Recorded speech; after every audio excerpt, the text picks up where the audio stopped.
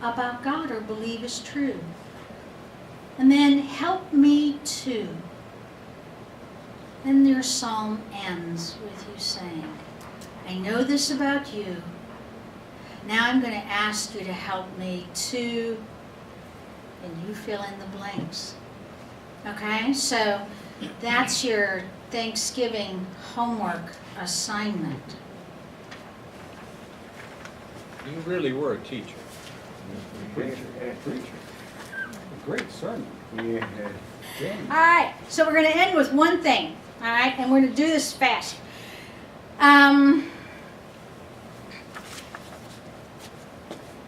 I don't think I have enough of these for everyone, but if you don't get to have one of your very own, look over with someone.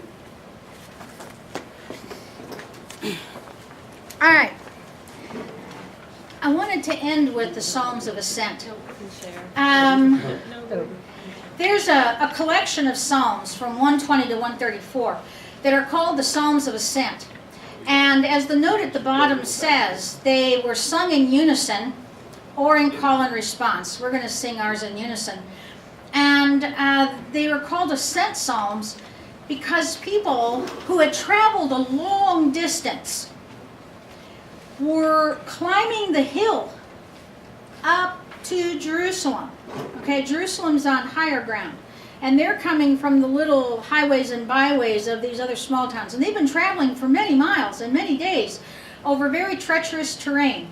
Hot and animals and robbers and thirst and all that, but they're getting to the temple.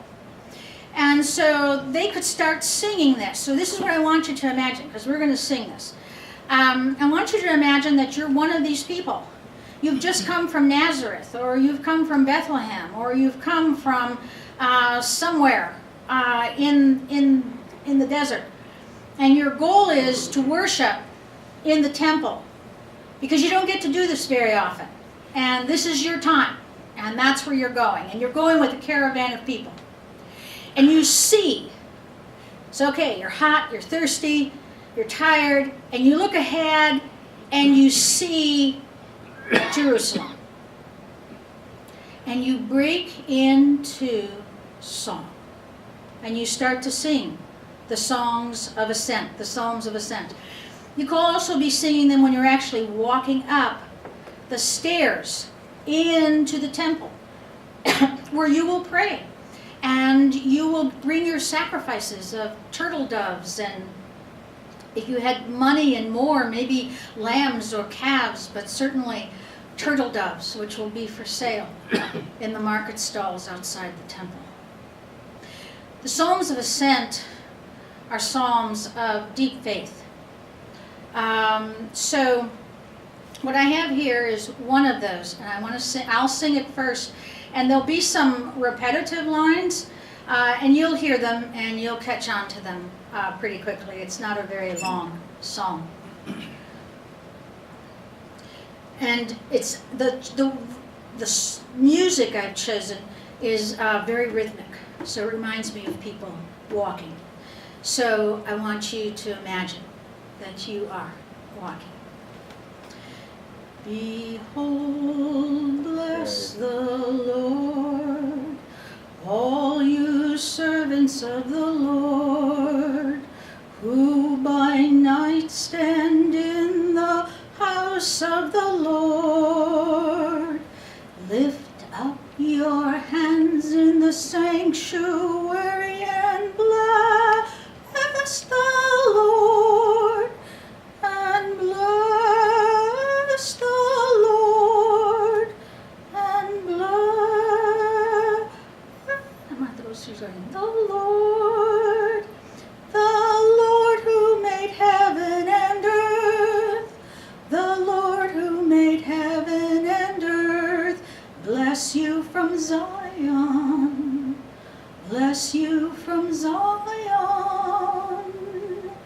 So now, see if you can go with me.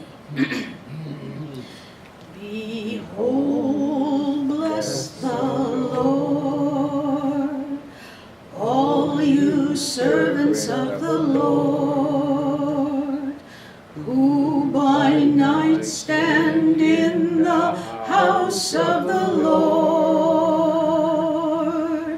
Lift up your hands in the sanctuary and bless the Lord, and bless the Lord, and bless the Lord. The Lord who made heaven and earth, the Lord who made heaven and earth, bless you from Zion, bless you from Zion. Once more, behold, bless the Lord, all you servants of the Lord, who by night stand in the house of the Lord. Lift up your hands in the sanctuary and bless the Lord, and bless the Lord, and bless the Lord. The Lord who made heaven and earth, the Lord who made heaven and earth, bless you from Zion, bless you from Zion. Shalom. Happy Thanksgiving. All right. I heard questions. Okay, we'll see what I can answer. I have an affirmation to give. I was greatly benefited by the psalmist scholar Eric Routley, and I came back from that experience and I made sure, whenever possible, to include a psalm in the scriptures for the Sunday. And that began to transform my life. There's great power in the Psalms. And Yes. it's wonderful. I wish we could really get back into it, big time. Can you say something, this comes from the seminary, of course, upon Paul, but the guy was an expert on Psalms, so he would interject it constantly. And one of the questions I was left with is, where do these melodies come from? Because very few of the Psalms come with melody notations. That's so right. Is this John Wesley picking up, or whatever Wesley picking up the psalm and saying, I'm going to write a hymn, and he does the message? Okay, so these are, almost all of the melodies are They're all coming more from contemporary writers. They're coming from contemporary writers, and they're also coming from Western musical notations. So, Right. for if you were listening to people play music in China or India or someplace else, it would sound different. Right. So yes, that's why I said if you're at all interested in what it might have sounded like, Google Psalm 19, 3,000 years old, and play that. It's what they believe to be actual musical notes from that time of when the psalm was written. And even their notation of musical notes doesn't look like ours, but no reason it should have. It just is different. Yes, sir? So I wanted to ask you about that one. Does that fragment predates cantorial marks, right? So we don't have any place where we've got cantorial marks. Anything on the Torah, anything that's in the Psalms from the Torah, there's cantorial marks. But how do you know what those mean after all these years? And I don't think there's any fragment that has any kind of notes along with them. You're absolutely right. So what the woman who is proposing this, and I didn't research enough to know if she was an archaeologist, a I don't know. But you'll see on the actual screenshots, our Western musical notation. You'll see the Hebrew notation, which is your cantorial marks. And then you'll see these little tiny lines, each a little bit different, that are falling under the notes that she believes actually designate the sound. And I think she's taking it in part off of what does ancient Hebrew sound like. So if I have the ancient marks of ancient Hebrew, then I can extrapolate that maybe this is what this sounds like. Anyway, it's very interesting to listen to.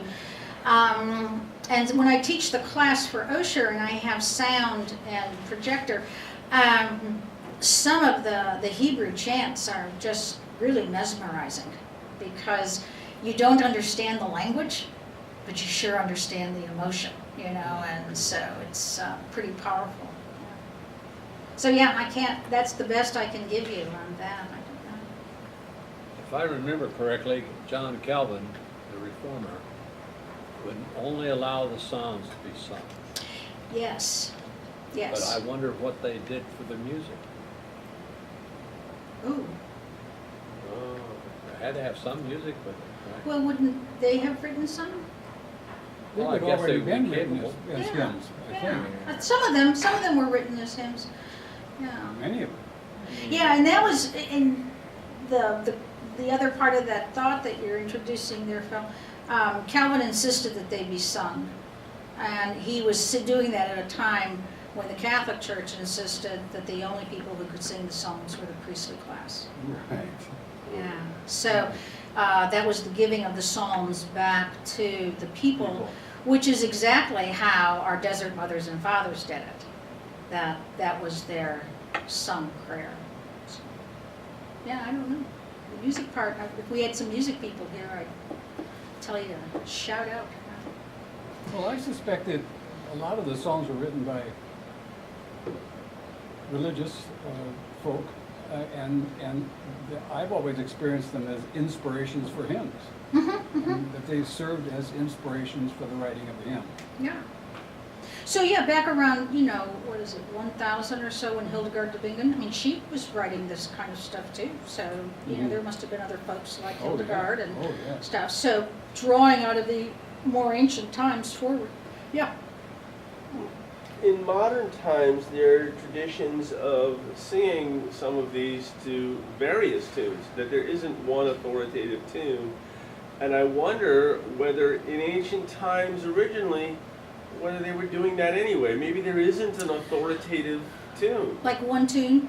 Yeah. That's true. Oh, I'm so glad you mentioned this, because one of the things I want to ask you to do, if you're in the mood to be Googling, okay, go to YouTube, go to BONO, Psalm 40. Bono does an amazing interpretation of Psalm 40, and to hear him sing it at the United Center in Chicago, that's what this YouTube video is of. Bono and the YouTube band is singing it. And what it is a reminder to us is, sing them out, and however it is that it moves you to sing them out, whether it's a rock band, singing Psalm 40, or a Gregorian chant, singing it. Yeah. So, yeah, go to YouTube, Bono, Psalm 40. It's fun. I already know what my old age is going to be. You're what? There was a Lutheran, very elderly Lutheran gentleman in one of the nursing homes where I call regularly, and he was forever singing the hymns, or at least humming them or whistling. Right. I've already started, and I've had a tune in my head now for 3 consecutive mornings. Ooh. And Pat says it must be from a previous worship service at Plymouth, and maybe it is, but I haven't tracked that down. Or a previous life. But it's just, I can't get rid of it. It's just Wow. constant. So it's your earworm, huh? Yeah.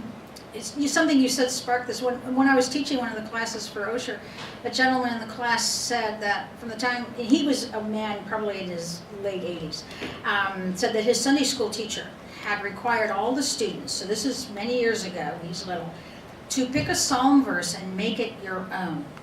It becomes your verse. And he had picked the verse from Psalm 121, I look to the mountains from whence cometh my help. And he intended to put that on his tombstone. And I thought, you know, that's a very cool idea. So I started to ruminate on what mine would be. And so there was something that spoke to me out of this one, Psalm 27, verse 13. I believe that I shall see the goodness of the Lord in the land of the living. Oh, yeah. You know, it just seems so positive to me, and to find God and everything. So if you're feeling moved by Psalms, go find your Psalm verse and see what And it's. this is why I want you all to appreciate the last sentence I gave to her in my letter. I am grateful for the presence of this lady in my life. Thank you, sir. Thank you for being here. Thank you. Wonderful.